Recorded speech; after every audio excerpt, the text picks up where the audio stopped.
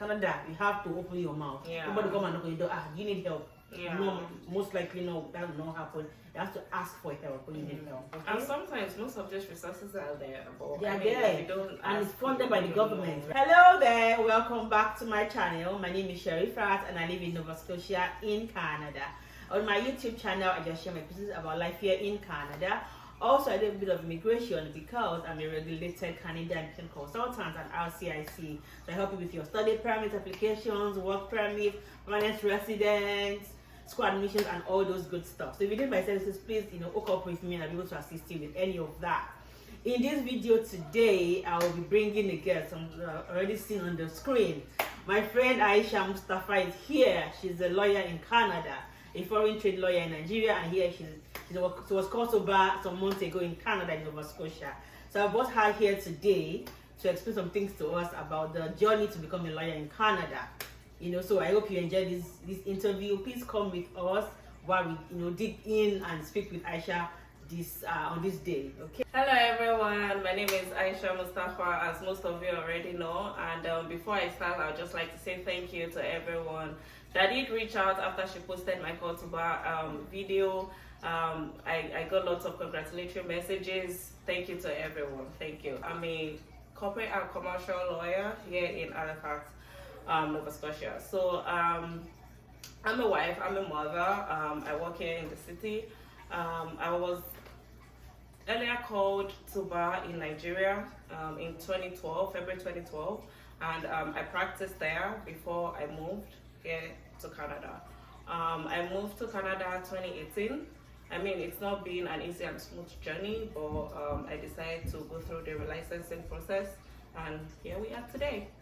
Okay, thank you. Before I go into the journey of becoming a lawyer, I like to start with, asking about your journey to Canada. Like, how did you get here? Before you even became a lawyer, how did you get to Canada? What was your journey like? So before I moved to Canada in 2018, like I said, I was in Nigeria, I was practicing, and then I left. At some point, I also lived in the UK before I came to Canada. So we were in the UK for about 3 years, about 3 or 4 years. And a friend just told us just randomly about especially, I think I did hear about especially first sometime in 2013, but for some weird reason I didn't take it serious at the time. And then you guys know how it is, life happens, and I just finally stumbled back into it, I think in 2016, and then that was when I started the process again. And then it took a while, it took well over a year. I applied, I moved to Canada through the Express Entry program, the Federal Skilled. I'm sure most people already know about that, but it's the Federal Skilled Express Entry program. That's how I got here. I got the invite, we applied. After a very long and stressful wait, you guys know Canada immigration will teach you how to be patient. So, but it did work out eventually, and we moved here August 2018. Okay. Thank you for that. So you came in through the federal pathway. Yeah. So why Nova Scotia? That's also another really interesting question, because everyone always asks me like, okay, so why Nova Scotia? Like, oh, it's federal scale. Oh, like you're the only person I know that is federal scale that is here. How did you end up here? Like, I always get that question all the time. Like, whenever I meet someone, they're like, why are you here? Like, how do you even know about it? You always assume that once you are here as a PR, they assume it's PNP. That's the provincial. I know, right? So when they see a federal kind of like, why did you come here? Like, exactly. It's not a choice. Like people just keep asking like, how did you end up here? Like, why are you still here? And why are you still here? Because they'll be like, if it was me, I wouldn't even be here. I'll be in Ottawa, I'll be in Toronto, I'll be in Calgary. Like, why are you here? I'm like, guys, But then it's interesting because when I moved here, that 2018, I was heavily pregnant with my little son then. But then at the time, it was only one person that I know that lived in Canada at the time, right? And he was here. And I just felt, I'm pregnant, Jerry. Like, the stress of going up and down and, like, let's just go to myself and I was just like, let's just go to where we know someone. Rather than you go to a new country and it's just you and you're starting all over again. Like, let's just go to where we know someone. Like, it will just make the whole journey easier. And, you know, and we did regret it. Even before leaving Nigeria, we were like, okay, you know what, we'll just be there for a year. Like, you know, and then I think before we left Nigeria, I wanted to go to Ottawa. Like, not like I knew anybody there, but I just looked and I said, yeah, like, oh yeah, okay, well in Abuja, how about we just go to Ottawa? Like, that was it. Yeah. Abuja of Canada. You know, and then we got here, and I mean, I just man, I like the city. I fell in love with the city. I feel like it's a good place to raise your kids. I like the community. I like the neighborhood, and I just decided to stay. I wasn't gonna leave, and you know. Good. I'm glad you did not leave. Yeah, like I'm glad I didn't leave either. Like this is home for me now, guys. Yeah. I mean, for you that you got your license here, it means that it's really home for you. Yes, okay, it is. That's it is. good. That's how I made the decision to come here, guys, and I didn't regret it, and I don't think I'm going to ever regret that. That's good. Amen. Yeah. By God's grace, amen. Yeah. And I forgot to mention how I got to know Aisha. Aisha is not just my friend; it's like my sister. Yeah. She, you know, those people that, not like when you don't see them, you don't breathe or anything, but they're just in your corner. You know, people that feel like person just there for you. They're just there. That's her. That's the kind of friendship I have with her. The kind of sisterhood I have with her. Honestly, I feel very, very blessed to have her as a friend. Okay, to even start with it. That is well. I met her in 2018. I think you 2019. 2019. It was 2019. You sent me a message on Instagram. Yeah. I know people that don't have anything on their page, like no picture, nothing. You can't really tell who they are, what they are. You know, like who is this person? Okay. For some reason, there was just this connection I just felt. I just had that thing for her, even before I met her. Then meeting her, being friends with her for this number of years, she's a wonderful, wonderful, wonderful, wonderful person. So I'm very happy that you're going to do this with me. Thank you very much, Aisha. I'm so glad. You know I'm your number one fan. So, oh, yeah. That's true. If I post on LinkedIn, she's the first person to like it. Facebook, I'm not even joking, no. Any of my posts, if you don't like it first, maybe you're sleeping at that time. Like Aisha is like like the top 3 that likes my posts, whether it's on Facebook or Instagram or on LinkedIn. She does not post any social media. She's not a social media person, no. She's not post though, but she's very, very active, very supportive of those of us that post, you know. So thank you for that. I appreciate all your support and everything. Even outside social media, she's even like offline, she's like a real person. It's not only about social media, okay, trying to like, you know, show like, okay, I like you, but you know, you don't know. But even outside of social media, she's a really, really true person. If you have her as a friend in your corner, you are blessed. Like you are really, really blessed. So thank you for the friendship. I really, really appreciate it. God bless you. God bless you. So let's get started. Let's continue rather. We've talked about, you know, your journey to come to Canada. Now, why did you decide to become a lawyer? Like Nigeria or here? What was the deciding factor for you to want to become a lawyer?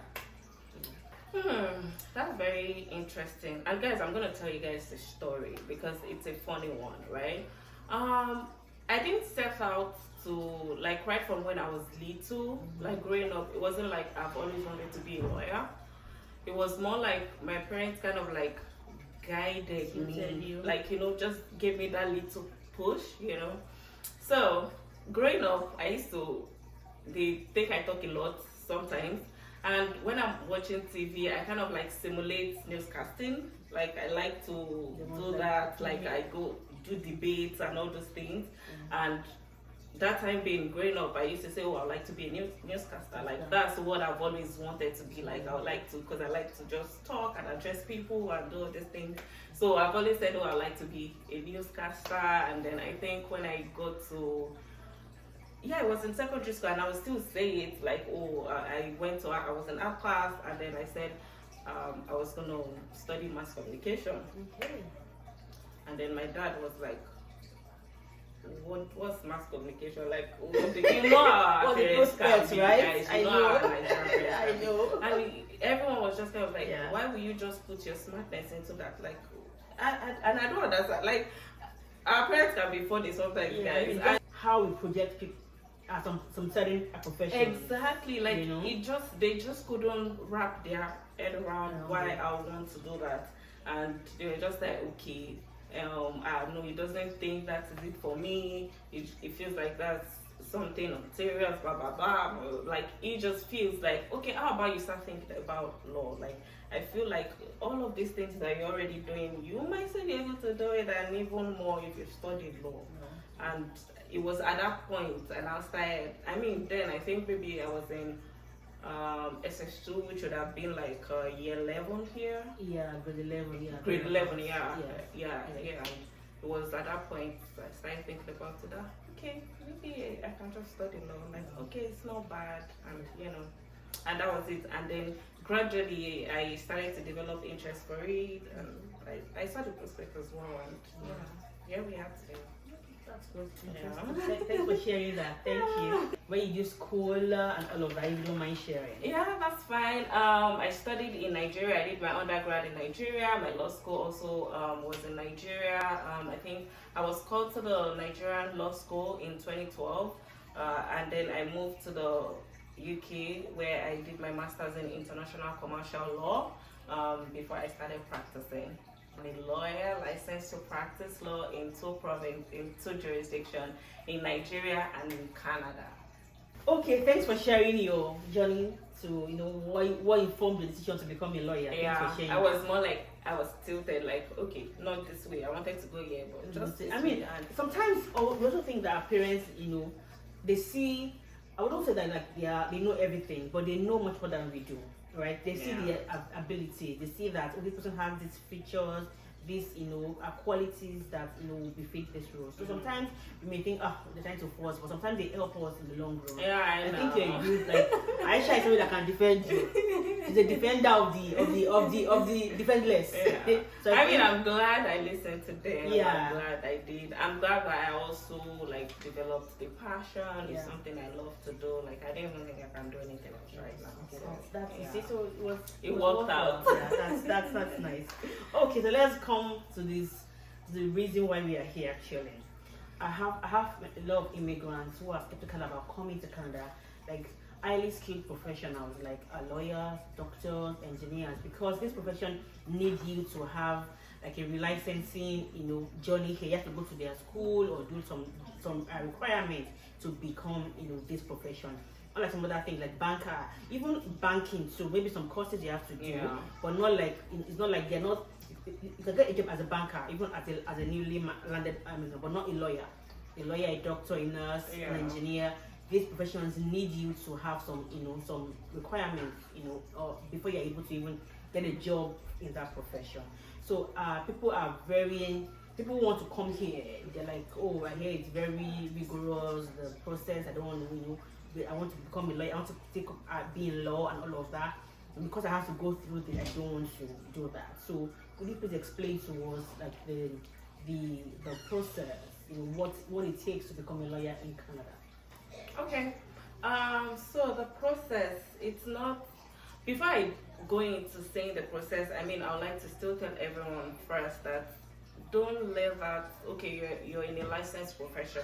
I know we can all have this fear of starting all over again, but you can't let that limit, because you don't want sometime in the future you're now thinking what if, or you could have, like, how about you do it first? It is doable. People are doing this thing, so I would say don't let that deter you. Still come anyways. It's not going to be easy at first. It's not like you just learn today and then that's it. But I feel like if you have the right mindset, it's gonna help you navigate through the journey, So the licensing journey as a foreign trained lawyer, it's into two parts. It's different for all provinces, right? Each province has their own different licensing process. But I'm going to draw more on the one for Nova Scotia because that's the one I know and that's the one I went through. Here we go. So we have, for Nova Scotia here, there are just 2 hoops you have to jump through, sometimes 3, right?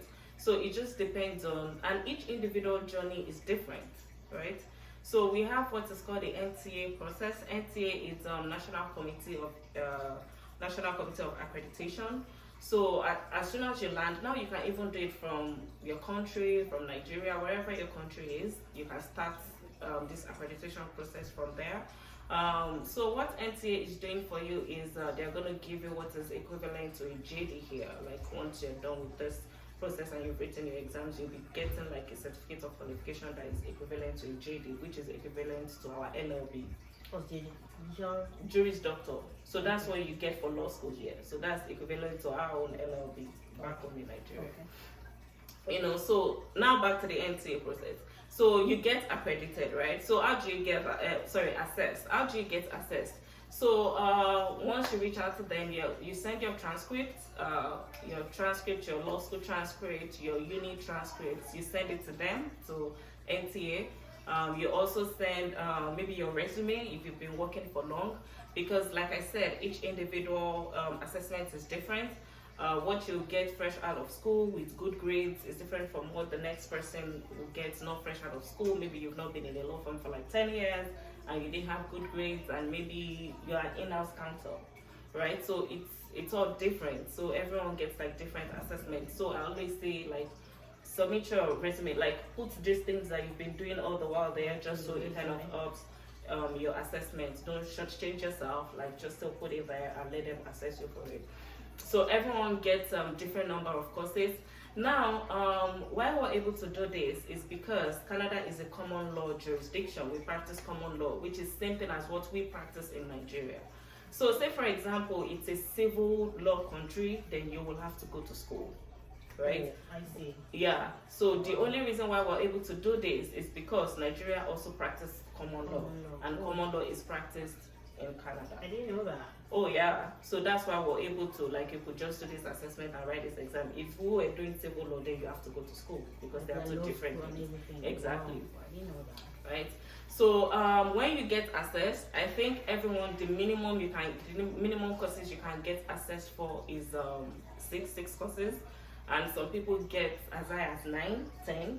Like, so it depends on your grade, it depends on what you've been practicing, if you're still actively practicing. So it just depends. And once you get this assessment, you have 5 years to write these exams, right? So it depends on you.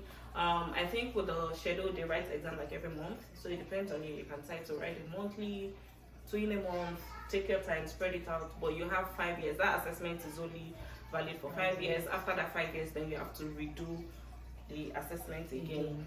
And then also I should point that if you don't want to go through the NTA process, you can also decide to go do a common law master's, like a general LLM master's.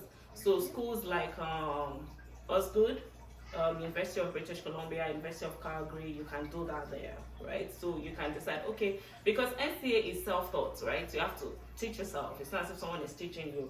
If you think, oh, I can't read this on my own, then you can just go to those schools, as long as you're financially stable for it. Because I know to do a master's can go as high as 40,000. Wow. Yeah. 40,000. Yeah. So it just depends on you. Into 1 year? Yeah, it can be 1, it can be 2. So it depends on what you decide to add to it. You know, some like you can have another major in something else, and it just also depends on the school. So you can get these courses done by just doing a common law LLM, right? So back to the NTAs now. So the assessment is about $450. I think it's also important for people to know the cost implications to it. Yeah, yes, so I've already mentioned that. Yes. Yeah, and then I think also every exam costs about $450 plus taxes. So it depends on. Sorry to interrupt you, Masha. So you say they will give you 6 or 9 courses. Yeah, some get as high as 10. Wow. So yeah. each has an exam. Is that what Yes. that means? Yes. So they're giving 6 or it means 6 exams. Exactly. 10 courses, 10 exams. Okay. You have to do like $400 something per exam. Exactly, plus taxes. Okay. Yeah. So that's just how it works. So you get 6, it's just $450 times 6, and then you pay for your assessment. And then also, in case you want to appeal. So also, another interesting fact, if you fail the NTA exams, you can only write the exam 3 times, right? So if you failed it 3 times, I think on the 4th time, if you can, it's at the discretion of the NTA if you want you to write it a 4th time. They don't usually agree, but if you have a learning plan or something, or maybe you're able to prove why you should write it a 4th time, then I think they can allow a 4th time. But if not, after the 3rd time, they advise you to go to a uni. They say, okay, go to law school. To law school. Right? So that's why you want to pass it. That's maybe the 1st or your 2nd or your 3rd sitting. These 3 attempts, can you do it like this month, next month, or is it spaced? No, because the result doesn't even come out that fast. Okay. So when you write this exam, you don't get your results I think 10 weeks. Okay. Yeah, so it's not something like, so you can't even do this month, next month if you want to, right? Because and then also if your results is out, they give like a marking, like, I mean, if you pass, you don't have to worry about it. But then if you didn't pass it, they kind of like show you your scripts and then the marker, like what they think you wrote, what you should have written, and all those things, right? For the next one. Exactly. So you don't want to rush to go re-register when you can as well get your marking guide to know what you did wrong, so it can help you for the next one. Okay. You know, so yeah, that's that about the NTAs. You can either finish it through uni if you're okay with that, or you do your self-learning, and then also that's cheaper. Yeah, and then I also hear that some people like they tutor and they charge for it. Like if you go on Facebook, like NTA, like they tutor, and you know, some like about two years, like even last year, I had like a group of people that would teach people like from time to time, you know, like but I haven't done that now, but yeah, I used to do that, and it was good because when you're doing it in a group, it's just easier. Yeah.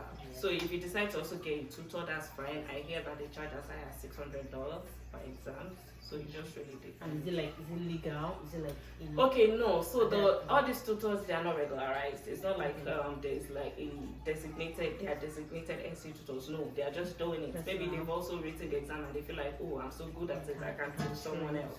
You know, so I did know that even while I was writing mine, a group of people still reach out to them and say if they can regularize like the tutors, and they said no, like it's a self-taught exam. Like if you decide to go meet someone to tutor you, it's at your own discretion. Yeah, it's at your own risk. So then you mentioned a transcript. So do they allow you to send this thing to them, or is it no? So your transcript has to come from the issuing institution. So you're not allowed to, like, if you did send it to them, or they won't move on your file until they get the schools from the school. Yeah, the original copy from the school. Yeah. Okay, that's good to know. Thank you very much. There were two parts, the NTA. Yeah, so that's the NTA, right? So before you even go to the Barrister Society here, like I said, I'm going to draw more on Nova Scotia because that's the one I did. So what you need to take to them is not that certificate you get from NTA, right? And it's same with every other province. Before the Barrister Society will even talk to you, they need to see that certificate. It's called certificate of qualification because that's what is equivalent to more like you studied here. And it's similar in other places, in other provinces. Yes, I mean, before you do anything with them, they want to see that you're done with NTAs, right? So the federal one, like everyone goes through NTA irrespective of your province, right? And like I said, it's equivalent to what you get, like you went to law school here, what you get, which is you still have to be done with law school before you go to the Barrister Society. Right, so everyone has to go to NTA. It's when you're not done with NTA that everyone now go their separate ways, like in case you're in different provinces. Right, so for our province here, so there are two things, right? Is either you article or you do the stipulated exam, right? So we do prep. It's like a practice readiness education program. I think it's only 4 provinces that do it, that we have similar things. So it's Nova Scotia, Manitoba, Saskatchewan, and Alberta. So those 4 provinces, we have the same process, I believe.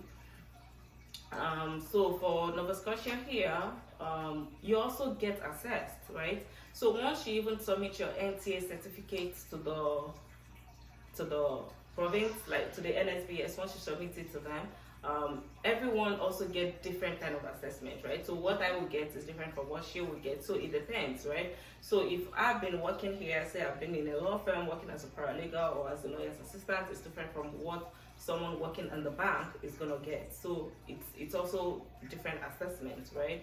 So if you've been working here long, you have these experiences, you might be lucky to get your prep program waived. If not, you might be required to article. If not, you might be required to write only the capstone, which is only the phase 4 of the prep program. So the prep program has 4 phases, and the prep program costs about $6,100 plus taxes. And then it's not cheap. Yeah, it's not cheap. Wow. And then you pay to transfer your license, I think, which is also another $1,500 plus taxes. So yeah, but also for the prep program though, some workplaces will pay for you.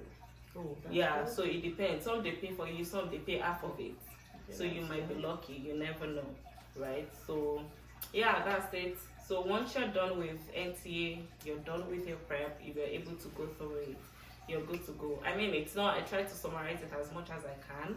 It's not an easy process, but it's like I said earlier on before I started, it's doable. It's doable, yeah. So before we go, I'd like to ask, so because all of this will take time, Yeah. take money. So as a foreign trained lawyer, what are the things anybody can do in the interim as job prospects? Like, are there jobs that will employ you even as a foreign trained lawyer before you get your license here? Yes. So there are alternatives, like what we can do pending when you can go through all of these exams, because it's not something that, even though I mean I feel like these days it'll be easier because it's virtual. You can write these exams from anywhere, but I also think there are like other alternatives that you can do pending when you go through the process. Yeah. So you can decide to be a legal assistant, which maybe you work in a law firm, you'll be titled a lawyer, you're assisting a lawyer. You can also decide to be a paralegal. You can also be a law clerk, so you'll be in the courts. Maybe you'll be taking notes in the courts. You can be a legal researcher. So there are like different court administrator, legal administrator. Like there are different career alternatives, career paths that we can decide to take while you're going through the NTA process. I did start as a legal assistant, and then gradually I was just progressing as I was progressing with my exams. So that's good. So how easy is it to get this job? Like how easy? Like once I come here, I land, I go to any law firm. I mean, lawyer in my country, employ me. How easy is that? Oh, I wish it works that easy. I get that a lot. That even like just tell us experience. Yeah, I'm not gonna say it's that easy, but I also like to believe that nothing is impossible. I know it's all our handwork, but we just need to persevere enough and don't give up. Like, it's doable, right? I know about 4 or 5 of us that are working in law firms, right? So it's like, just come, do your thing, stand out. I mean, we always stand out, That's something I pride myself in. Like, I know that Nigerians, like, we just push your best foot forward all the time and make sure you do your resume the way it's done here, and your cover letter, write your outstanding cover letter, and I believe we can do it. Like, just keep applying. People get these jobs. It's not easy. I'm not going to say it's easy, or like you just come, you get it, you do it. And, I mean, people here too, they know how to work, right? So it's not, it just doesn't happen overnight. But if you apply for it, like, you get it. You get like tips, like where to search the LinkedIn, and like I find LinkedIn to be really helpful. Like, I didn't used to use LinkedIn a lot when I was in Nigeria, but LinkedIn is really helpful. Like, people use LinkedIn a lot. I got my job from LinkedIn. See, so people use LinkedIn a lot. LinkedIn is very helpful, and I also find that networking. Oh my God, I don't think we do that enough. But you see, networking.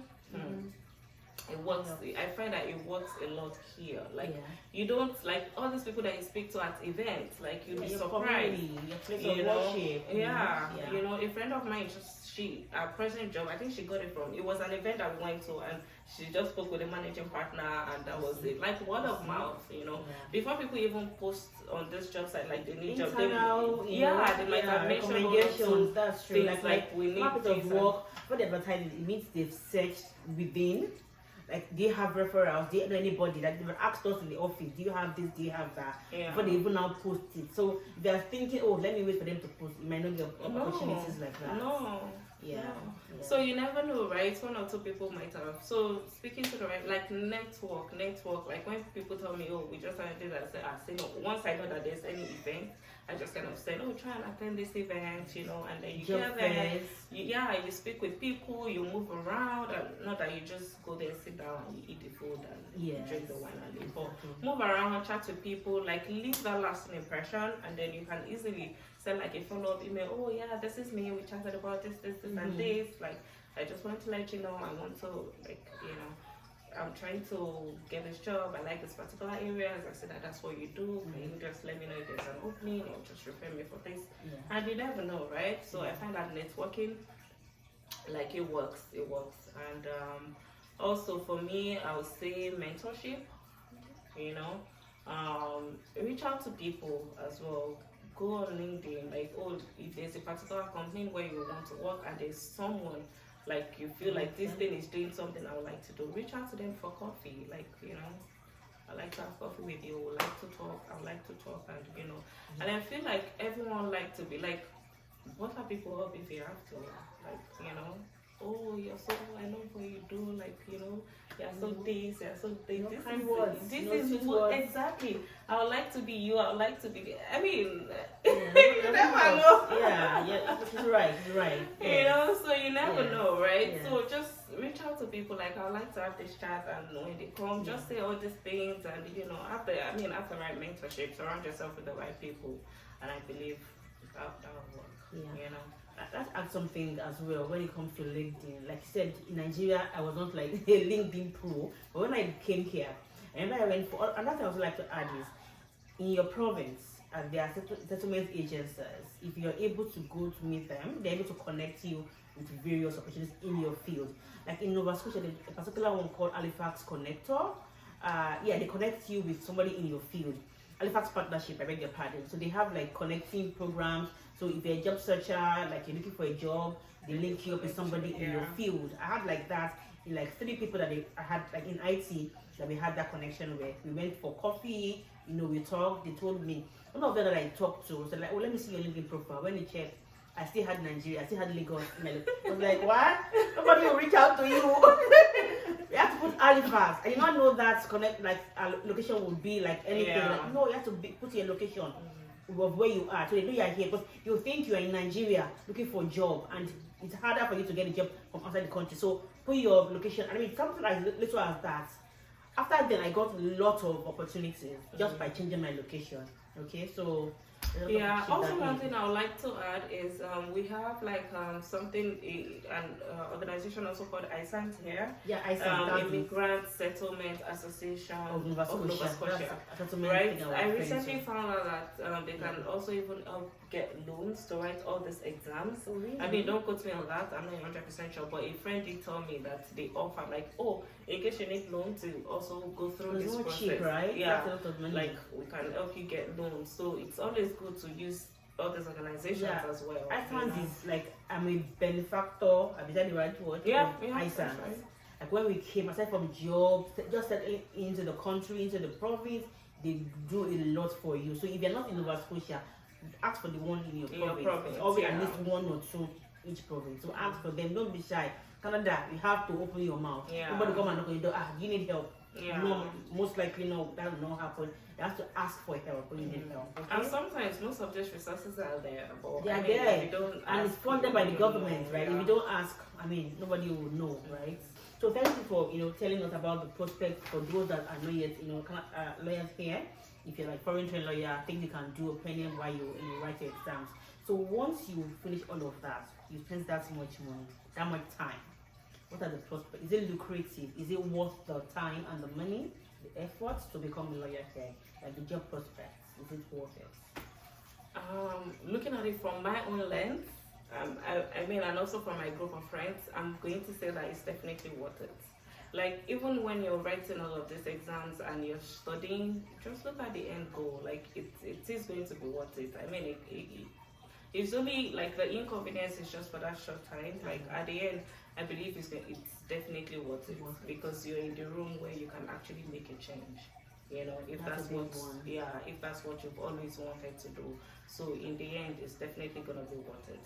I know it's definitely not easy. I wouldn't have been able to go through my own exams without the right support because I had 2 little ones. I had my life going on, but I mean, my family, they were a good support system for me. So it really helped me go through that phase. So it is worth it at the end, and I'm glad I did it because. Yeah, I don't know what else I'll be doing. But I mean, if you are, so there are 2 parts that I like to look at it from. So one is, this is your passion, this is what you want to do. So even if you are making more money elsewhere, you not feel fulfilled because law is something you want to do, right? Also, there's money that you also gain. So for me, the fulfillment and the money. So I think it's worth it if you just want to okay, I want more. That's why I don't want any fulfillment about law. But if you're really passionate about law, I think it's worth it. That makes me to ask you. So how long does it take you? Like, did it take you, and does it take averagely anybody who is looking to do this? Okay, so everyone's journey is different. Like some people, they're able to write their exams faster. For some they space it out, and for some, like now that it's even virtual, the entire process is only the second part of it where you have to do with the province that you need to be physically here, right? So now that it's virtual, most people, it takes them longer than others. But for me, I wrote my first NTA exams in August 2021. August 2020. Okay. And I wrote my last exam in March 2021. About 7 months. Yeah, so it just took me about 7 months to write 6 exams. So so it just depends on some people they write it in even 2 months, and some it takes them longer. So it just depends on you, right? So it was when I was now done with that, you wait for the result to come out, and then you come to the province, and I did just the capstone aspect of the province. I think that one just took me about a week, and but then if you because of how you have to register, like if you miss this, you wait for the next one, and so even though I did finish my NCA exams March 2021, I didn't get to write my capstone until March 2022, about a year later, right? Just because of the timing. So I get that. Then I want to ask, so that it can be done virtually. So it means if I'm in Nigeria, I'm not a PR, I'm not Canadian, can I do it? Yeah, like if you know that you have plans to move here at some point, you can start the NTA process. So it means to become a lawyer, you don't have to be a PR or Canadian? No, you don't have to. Yeah, you don't have to, but that's just for the NTA process. Now, by the time you go to the province, all the province, they require a form of, like you have a right to live here, maybe like a work permit or something, because I know for Nova Scotia, part of the documents they require from you is your right to live and work here. Okay, right? At least a work permit, okay. Yeah. So that's the thing, right? But it's not like there's a rule that says, oh, you must be a PR or anything like that. Okay. Yeah. That's good to know. I was assumed that you have to be a PR or Canadian. I didn't know that. No, you don't have to. Like even with your work permit, as long as you have the right papers to live and work here, I believe. Yeah. So if, for example, you have a work permit that expires in 2 years, so after that 3 years, you're not able to practice law. Well, practice law. Okay, so we pay practicing fee every year. Okay. Yeah. So you pay your practicing fee, and I believe as long as you still need your right to live here, and then you pay your practicing fee before you can practice law under this jurisdiction. Now you can still say you go back to Nigeria and you're still paying your practicing fee there. You can still continue with it, but you're not signing things under the Canadian laws. No. Okay. I see. Thanks for letting us know that. Yeah. But I also want to add, like all of these things that I've said so far, or that we've said, it's not in any way illegal advice. I'm just talking generally, and I'm just speaking from my own personal experience and from the information out there. I'm not advising anyone for anything. This is not illegal advice. Thank you for having that caveat. So you hear that? Not legal advice. Just Aisha speaking, on my channel about her personal experience. Okay. Yeah. So don't take this as legal advice. Okay. Thanks for saying that. Yeah. I'd like to ask you. So I know that you said that they're different from different provinces. Are there like similarities? I know you said that four provinces have similarities in terms of process. Yeah. Like aside that, is there like general similarities that if you're able to do this here, you can. So for example, now if you had to go to say Ontario now, you have to go through the NCA again and everything. No. So if I decide to move to another province now, all I have to do is just to transfer my license, and then I pay the transfer fee, and then I start paying the practicing fee for that province. Yeah, because I'm already licensed in this province. Okay. So like I said, those 4 provinces I mentioned earlier, they do this prep program, which theirs is similar. I know for a place like Ontario, you write the bar exams. They have like the barristers and the solicitors exams. For places like BC, I think BC, they also write the exam. Quebec, I'm not sure how Quebec works, and in New Brunswick they also write a different exam. So it just really varies. But if you're already licensed in a jurisdiction, if you go to another province, all you have to do is just to transfer your license. But then if you move to another country, then you start all over again. You know, so.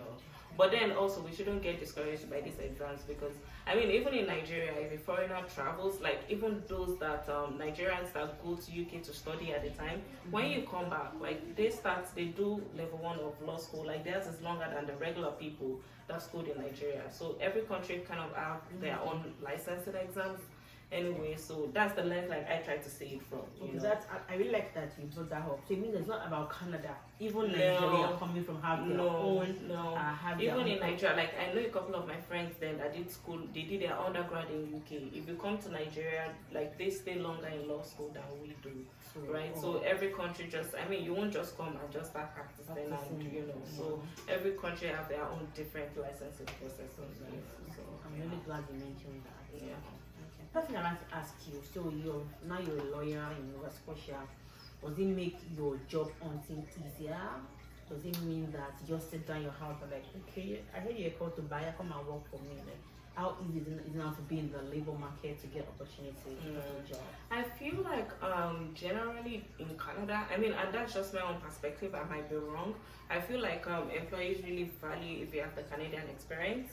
So I believe if you've already worked in like 1 or 2 places and you're able to put this in your resume as to show why they should employ you, you might be lucky. So I believe it should, like, it might be a bit difficult, like if you get this without any job experience at all in Canada. But I feel like if you have already, it might make the work a tiny little bit easier. Okay. So does it matter if you want to specialize in, say, corporate law or family law or immigration law? Is there anything you have to do differently to be to have a specialty in a particular area? No. So like during the articling, like during when you're doing your articling or when you're attached to your lawyers or the law firm, or while you're doing that, you can decide to. Definitely you get bounced around different departments. So anyone you think is your choice. Say for example, I want to do family law, you decide to stay there longer, and you can, on your own personal journey, because you want to succeed in this area, decide to take 1 or 2 courses just to be the best in what you do, and just read up a lot. Because I mean, we also have our professional legal ethics that guides us. So you have to, like, if you're saying this is what I do, you have to be good at that, at your department, whatever it is you do, right? Say, for example, I already put myself out there as a corporate law. Someone can come to me now and say, oh, so my marine, I was on the sea, and then my marine tumbled, and then something that has to do with maritime law. Okay, I'm a lawyer.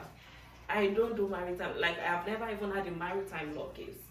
Why in God's name would I take that, right? So we also have our professional, so it would be only fair to just pass that on to someone else that you know will have. So if you know that, oh, this is something that this is on my department, just pass it on, right? So like, to be good in that area, stay in that department longer, take 1 or 2 courses there. It's something I have passion for. You read all of these books on it, and you know, yeah. Thank you for that. I think you have gone through all my questions. Thank you so much. I really, really appreciate you doing this with me, Aisha. Thank you. I hope you learned a thing or two. So I'd like to give like a parting word, words for people who are looking to come here, just like parting words for them, please. Okay, so what I would just say is, for everyone, for everybody, it does not even have to be law, like any licensed profession at all. It is doable, like it is doable. Please don't give up. As long as someone has done it before, you can do it. Even though no one has done it before, go out there and do it. You should make it easier for people coming behind you. Like I always say, oh, let's do this, let's do this. I'll just make jokes within me and my friends, like, okay, no worries, I'll do it, so that we can send the elevator back down for those coming up. So it's not easy. Like, just do this thing, soak it up, take it all in, and you just make it easier for the next person. So please do not give up. It's possible, and reach out to people as well, people that have done it before. Like for me, people reach out to me all the time. I'm always happy to help. I send you my books, send you my notes, like connect to the right people. So steady. you get there. Thank you for that. And my very last question. How does it feel to be a lawyer in Canada? Like the difference between being a lawyer in Nigeria and the one here. You just said like you were in the UK for 3-4 years. Did you do anything law in the UK? No, I didn't practice in the UK, unfortunately. So how has it been a lawyer in, like, how does it feel, first of all? How does it feel to become a lawyer here? And what's the similarity or difference between being a lawyer here and in Nigeria? I know you say you both do common law. Yeah. But like, what's the difference for you in terms of, you know, your experience? Oh yeah, I mean, it feels really good to be a lawyer here. I'll answer that first. I mean, it's more not the differences. I won't say it's even to the profession per se. I mean, it's just generally. I'll tackle this looking at it from a general lens, really. I mean, definitely the system works. Things will automatically be different. And also regards the law, regards practicing, like I said, we both practice common law. I'll say for here, like you read these books, the law says we should do it this way, and then we do it this way, you know. So I mean, it's mostly the same. Like I said, it's common law, but I'll say the differences now is mostly in the practice. You know, I will run our day-to-day business. Thank you very much, Aisha. I really appreciate this. You're Thank welcome. you. And I've come to the end of this video. I hope you learned a thing or two. I hope so for too. you. If you have any questions, she's very generous. Any questions, obviously in the comment section, I'll reach out to her, you know, for answers that she can help you with. I'm sure she'll be able to assist you with any questions you have.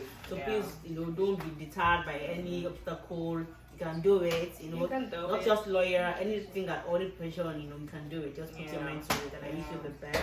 Thank you very much for watching this video. Please subscribe, like, share, comment, and do all those good stuff. Thank you guys. Thank you for watching. Please feel free to reach out if you have any questions, and just keep paying it forward. I'll be glad to help. So thank you. Thank you so much. Thank you. All right, bye guys. Bye. Seek to improve the administration of justice. I shall abide by the ethical standards and rules governing the practice of law in Nova Scotia. Oath of allegiance. I, Aisha Aderonke Mustafa, affirm that as a lawyer, I shall bear true allegiance to Her Majesty Queen Elizabeth II, our heirs and successors according to law. Aisha Aderonke Mustafa. I have reviewed the file and the affidavit therein. I am pleased to grant the order admitting you as a lawyer of the Supreme Court of Nova Scotia upon signing the roll of lawyers and as a member of the Nova Scotia Barrister Society. Thank you, Madam.